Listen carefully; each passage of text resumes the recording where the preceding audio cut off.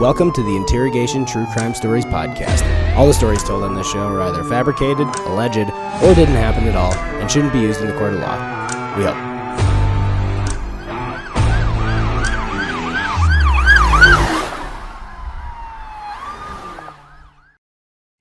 Recording in progress. All right, welcome to Interrogation True Crime Stories. I'm your host, Corey David, and today we have a very, very special guest, buddy of mine, Mark Normand, everybody. What's up, dude? Hey, good to be here. I'm a little hungover, a little gay. We went out hard last night, but I'm pushing through. Yeah, pushing through the gayness. Yes. That's the only way to do it, is you got to push. My anal hymen is broken. I put down a towel. There's blood everywhere, but You're a trooper. we're going to have a good time. And you'll do it again next weekend. And maybe tonight. Was there something going on last night? Were you at like the cellar or something? I was at the cellar. I did 6 sets. What? So I was running around, and then, you have a drink maybe at each one. So then that adds up. And then my friend's like, come meet me at this bar. And I'm like, I don't want to go home. Yeah, of course. Sad. You're caught up in the good time. Exactly. Now, when in New York, so Denver, I mean, you maybe can do like 3 spots in a night, like max. Is 5 or 6 kind of the average for you if you're kicking around the city? 6 is excessive, but I'm going on a honeymoon, and so I'm like trying to pack it all in as much, like stocking away from the winter. Yeah, I get it. So, congratulations on the wedding, by the way. It looked like a riot. You had an awesome crew down there. Hell of a crew, hell of a time. New Orleans. We did shrooms. The lady really put together a hell of a banger. Yeah, that's awesome, man. I'm stoked for you. That seems like a really cool thing. Hey, thank you. So you're next. Yeah, right. As soon as I don't know when the hell is that's gonna happen. So like my mom and dad had actually saved up like a little bit of scratch for my brothers and I for whenever we wanted to like buy a house or get married. But then last year they were just like, we're just gonna give this to you because we have no idea when either of those things are gonna happen. Wow, free money. I'll take it. Whatever. Well done. You just stayed single long enough, and that they hooked you up. Yeah, and I just get to keep it. I don't have to spend it on anything. Do it over along. That's great. Yeah, man. So, I mean, what have you been up to? I know I think you're trying to work on like your new special, right? New hour. I'm not happy with it. I hate myself, but we're working on it, and I got about 3 months to really tighten that son of an onion. So that's where I'm at now. Yeah, but I mean, why do you say 3 months? Is that like you got a hard deadline on like when you want to actually film the thing? Yeah, I got a shoot date in Chicago, so I want to really hammer it down by then. There's too many shit specials out there where you can tell they're half-assed. Like if you had given that 6 more months, that would be a hot hour. Yeah. But you got lazy and you just said, oh, I got this special, I got the money, I'll throw something together. Yeah, I mean, because like, how much time was there in between when you did Out to Lunch and then the Netflix thing? Well, that was tough because it was pandemic time, which is like dog years. It's all wacky.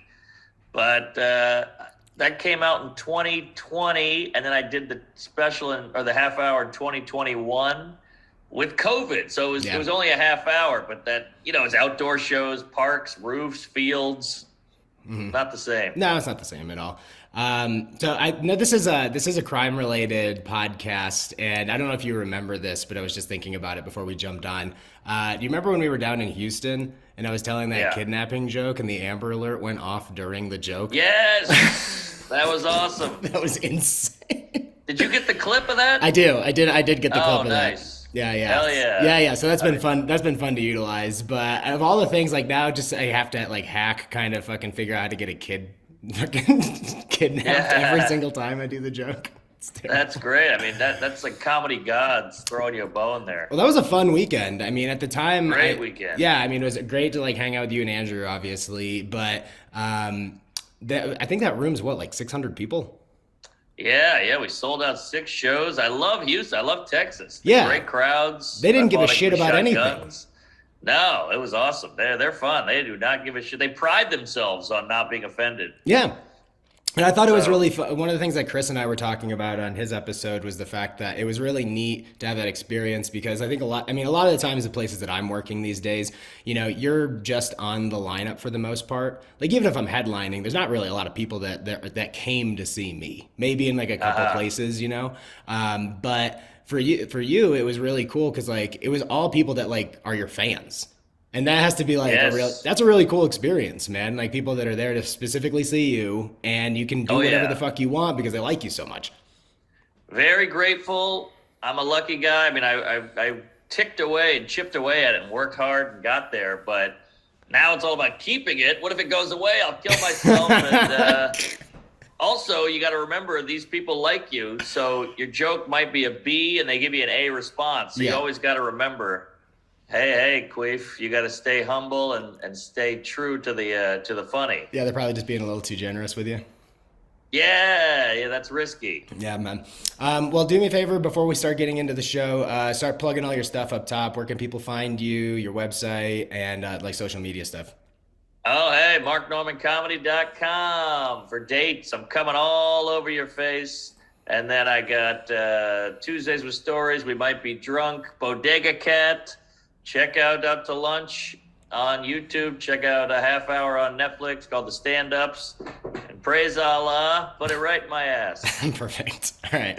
Well, let's get into a few dumb crimes that I found on the internet this week. So the first one being one of our favorite people in the whole world, kidding, of course, would be Mr. Donald Trump.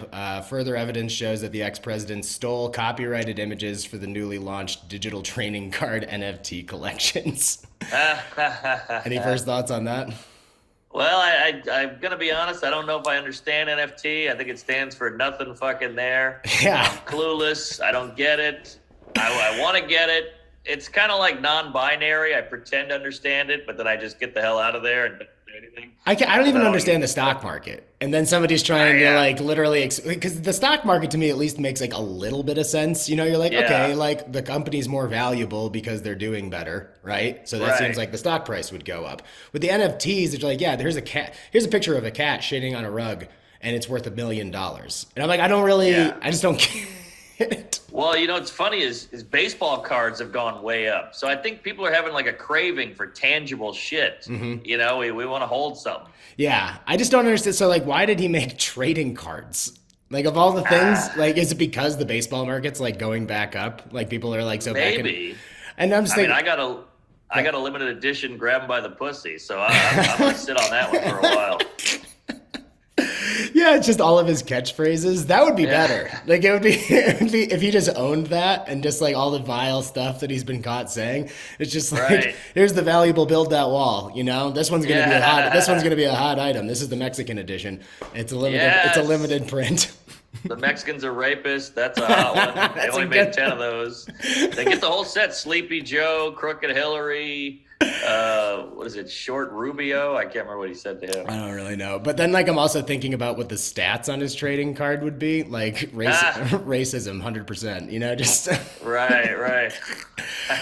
But, the thing, it seems like this is becoming more and more of a thing where people are just stealing other people's work, to create, like, art. Like, that new AI app that everybody's Yeah. using to make themselves look like superheroes or whatever? Apparently, that's all stolen art, too. And then, like, most of the memes that are out on the internet, like, everybody's just stealing from each other and all that shit. I just, like, Yeah. it seems like everybody's just taking stuff from other people. And have you ever had that experience where somebody was, like, stole a joke from you or, like, stole something that you'd created? Yeah, it's weird. I've had a lot of memes, like, of my jokes or something, or, like, a tweet that goes viral that I'm like, I tweeted that, like, 2 years ago. Yeah. And then the funny thing is, people are such cunts that they never believe you. Yeah. They go, hey, this meme, you stole this, and I go, well, here's a timestamp of me tweeting this in 2009. Yeah. And they're like, whatever, you stole it. And I'm like, what? I got the timestamp. Yeah. But they just want to yell at you. Yeah, they don't care. They just want to. They just figure if they're loud enough and they try to make a point that they don't have to actually regard like any of the facts that you've presented. Yes, exactly. They see, this has 2 million views. Yours has 20,000. We're going to go with that one. I'm like, but I wrote it. Yeah. Yeah, of course. And that's the worst too, is like if somebody gets like, you see that with podcast clips and stuff all the time. Like I've seen that a bunch with like Rogan. I don't know if this happens with you guys on Tuesdays, but like somebody will make a clip out of the podcast and then repost it themselves and then like not even tag the original person in it. So I do that all the time, but I still tag them. Yeah. And it's like, yeah, I'm stealing stuff left and right, but at least I have the dignity and the respect to let them know that I stole it. Exactly. Yeah. These queefs they're running wild with this. They're getting away with murder. Yeah, man. All right, next one. Two Pittsburgh University students are facing charges of being accused of violating medical cadavers during anatomy lab. So, I've never really been good with dissecting anything. So, like, I wouldn't even begin to, like, wonder, like, how the hell do you, I don't even know how you would, like, the necrophilia, right? The people that like sleeping with dead people. I didn't know that was, like, a real thing. Oh yeah, I had a great summer doing that once. What? No, but I do think I know it's creepy, I know it's weird, but it's a victimless crime. You know, you're getting laid and the guy's dead. I don't know. Yeah, is it really I that think big it's of a better deal? than pedophilia. Yeah, there's a lot of other sex crimes that could potentially be worse, especially if anything involved with the living. Yes, exactly. Yeah. This is a good way to get it out. If you're a weirdo and you want to fuck a dead body, and then go back to work. Yeah, also more lifelike than a sex doll, right? They're inanimate as well. Yeah, it's just the next step up. And then I wonder, I would want to put the body in a microwave for like 38 seconds, just so there's a little warmth to it. You don't want that cold, dry vagina. Give me some, it's like with Chinese food. You got to put a little water in it, mix it up, and then put it in the microwave. That's why you just go bathtub. I think you just go bathtub, Just throw her in the tub, throw them in the tub for maybe 10 minutes or something like that. You can get the whole body in there. Otherwise, you're just cutting up body parts and throwing them in a microwave and just trying to reassemble them. If you're just trying to stick everybody in a microwave, if you're trying to stick them in a microwave.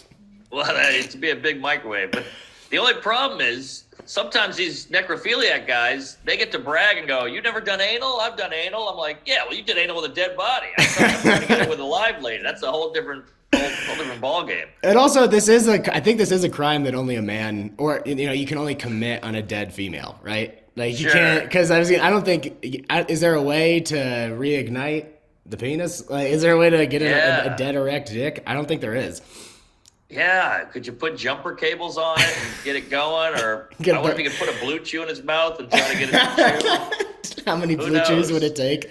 What an experiment. It's like 50 just to get a dead body erect. That'd be a fun little experiment. Yeah, I mean, you got the sponsorship. You got Blue Chew coming out the ass. You might as well just see if you can do it. I do, and it would be a great ad for Blue. Like, hey, look at us. Fuck Viagra, fuck Cialis. We got a dead guy hard. Is there a better ad than that? Yeah. So is there ever a circumstance where this is? I mean, you're married now, so I get it. You don't want to use your hall pass on a dead body, but how hot would somebody have to be in order for you to actually go through with it? Like, you can even pick a celebrity. Like, does she have to be a 10, or would you like an 8? No. Like a good 8? I would go 8. But the thing more is not how hot they are, it's how long they've been dead. If they've been dead 3 years, I don't want to touch it. But if they've been dead 3 minutes, I'm all over it. Somehow that makes it worse if it like just happened. I think that makes it better. You want a cinnamon roll right out of the oven, or you want it 2 weeks later? Of course, I know that the sex would be better, but it seems like it's more heinous. If you're like, well, is anybody else going to get in on this? Or heinous. I'll take it. Oh, yeah, dude. All right, that's going to do it for our dumb crimes for the week. Curious that's it? Yeah, man, just do a couple of them. Okay. Like I said, it's a quick pod. Did you hear about the guy who got a missile in his ass? No, what? Give that a goog. That's a hot news story. Explain. I don't know the ins and outs, but I know a guy he's a dead guy, and he was discovered he had a Scud missile up his ass for like 30 years. What? Give it a go. Like a tiny one? It has to be 7 inches. A 7-inch. You have a 7-inch missile up your ass, and you just don't know. This guy's Apparently. just like, I'm just in a good mood all the time. His prostate's just getting worked on like on a regular basis. Yeah. I don't know, Jay. I don't want to say too much because I just saw the headline. I didn't actually read the article. Yeah, isn't that what everybody does? True. Yeah. Good I mean, that's point. basically what we just did. We didn't read the articles. We didn't read the articles at all. I'm just going to go ahead and make some grand assumptions about what happened based on the limited information that I have. And that's okay. And we do. And the funny thing is we read the headline, we don't read the article. And then when someone tries to challenge us, we go, fuck you, I know everything. I read the headline. Yeah. I read the article. Like, that no one can admit they're wrong anymore. No. It hurts your ego too much. It's better to just like dismiss the other person, never talk to them again, block their number, block them on all the socials. We had a disagreement about something that doesn't even matter, but I'm done with this. I don't want to talk. Exactly. Yeah. Here. Yeah, man. So I know you said you got a crime story for us this week, and I was just curious. I know you still got that moped, right? Oh yeah. Yeah. Didn't that get stolen at some point? Yes. That thing's been a fucking thorn in my dick hole. I bought it. It gets towed all the time. Then you got to get it out of the tow thing. Then you got to get my license plate got stolen. Then you got to order a new one. You got to go to the DMV. It's a whole rigmarole. Yeah, I had a moped. My moped got stolen this past summer, so I was like, yeah, man, it sucks because they're so fun. I know, they're so easy to steal. I know, they're so tiny. Like they're light. Yeah, like you don't even need a team of people. You just need like you need an Amazonian woman, and she'd be able to just like pick this thing up on her own. Throw it over her shoulder like a dead body you're gonna fuck. That's where you got room in the back. You gotta use the bungee, get the bungee cords. Got to get this body back fast. It's getting cold. So yeah, it got stolen, and it's sad. The whole time you're like, does it get stolen? Did it get towed? Whatever. So I'm on the road. I'm doing a gig, and somebody goes, "Hey man, I'm at a bachelor party in Manhattan. I'm in Chinatown." He's like a gearhead, like a car guy. Mm-hmm. And he goes, "I love your bike. I think I see your bike chained up to a post under a tarp, but the back was hanging out of it." And he sends me a photo. I go, "That's my bike." Oh, yeah. And he goes, "Holy shit." So he goes, "I have a buzzsaw in my trunk. I will go buzz it was like wrapped up with the 80 million metal chains. So he buzzed it off. Who just keeps a buzzsaw? He's a gearhead. He's a psycho, Okay. like what do you call it? Like auto shop guy. Yeah, okay. I was gonna say dude. Also used to hack up bodies, but sure, fine. Yes.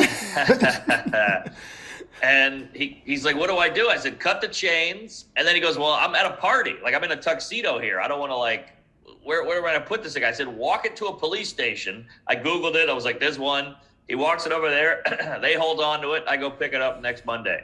Oh, damn, dude. So, how long was it missing?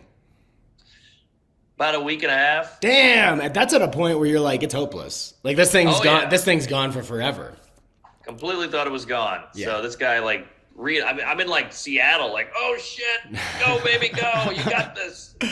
Yeah, I posted my thing on, everywhere. Like, on Nextdoor, Reddit, Facebook, whatever. But somebody already chopped it up and probably sold it for more money. What are you going to do? Sick fucks. Yeah, it stinks.